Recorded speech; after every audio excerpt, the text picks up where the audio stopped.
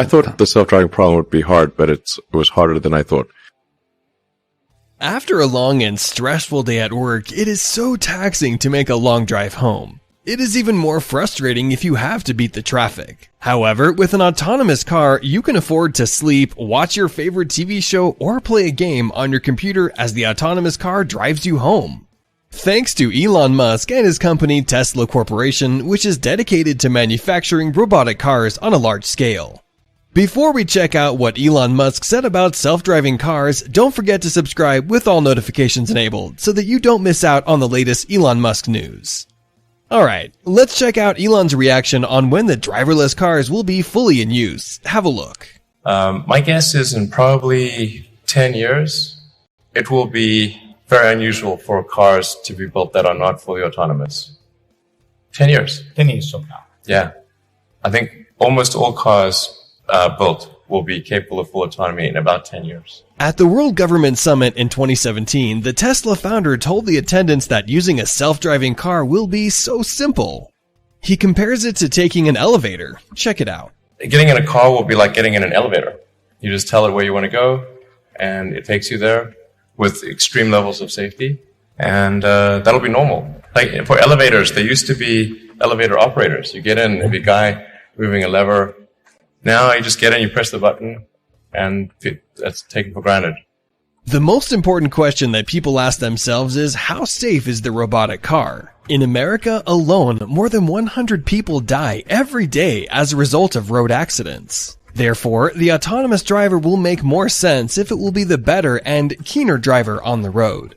In a conversation with TED's Chris Anderson, Elon said that Tesla is working on the best technologies which will ensure that the self-driving vehicle is safe. So leaving aside regulation for a second, in terms of the technology alone, the time when someone will be able to buy one of your cars and literally just take their hands off the wheel and go to sleep and wake up and find that they've arrived, how far away is that? That's about 2 years. The real trick of it is not, how do you make it work, say 99.9% of the time?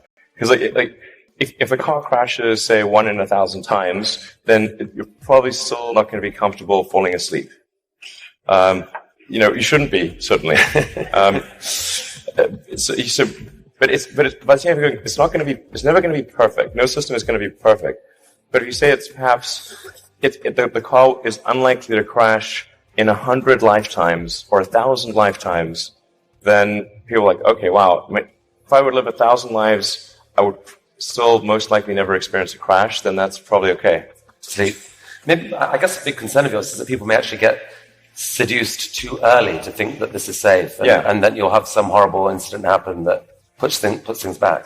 Well, I think that the autonomy system is likely to at least mitigate the crash, except in rare circumstances. The thing to appreciate about vehicle safety is this is probabilistic. Right. So that there's some chance that anytime the human driver gets in the car that they will have an accident. That is their fault. It's never zero. And so the key threshold for autonomy is how much better does autonomy need to be than a person before you can rely on it. But once you get that literally safe hands-off driving, the power to disrupt the whole industry seems massive, because at that point you've spoken of people being able to buy a car, drops you off at work, and then you let it go and provide a sort of Uber-like service to other people, earn you money, maybe even cover the cost of your lease of that car. Exactly. So you can kind of get a car for free. Is that really likely? Yeah, absolutely. This is what will happen. So there will be a shared autonomy fleet where you buy your car and you can choose to use that car exclusively. You could choose to have it be used only by friends and family, only by 5-star other drivers who are rated 5-star. You can choose to share it sometimes, but not other times. That's 100% what will occur. It's just a question of when. It is quite fascinating and mind-boggling when you learn how driverless cars work. An excellent example is Tesla cars that have autopilot features that make them autonomous. The autonomous cars have powerful cameras that give it a 360-degree visibility. What makes it more interesting is that the selfless driving cars will be communicating with each other. As a result, autonomous cars will choose a road that has little congestion when they are notified by other self-driving cars that a certain road has a traffic jam. You will also not be worried about a parking space when you visit your favorite mall. The driverless car will do it for you by making an advance booking of the parking slot. At least we can forget about those rogue drivers who block others by parking their vehicles carelessly.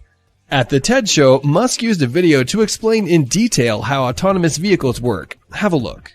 Yeah, so this is using only cameras and a GPS. So there's no LiDAR or radar being used here. This is just using passive optical, which is essentially what a person uses. The whole road system is meant to be navigated with passive optical or cameras.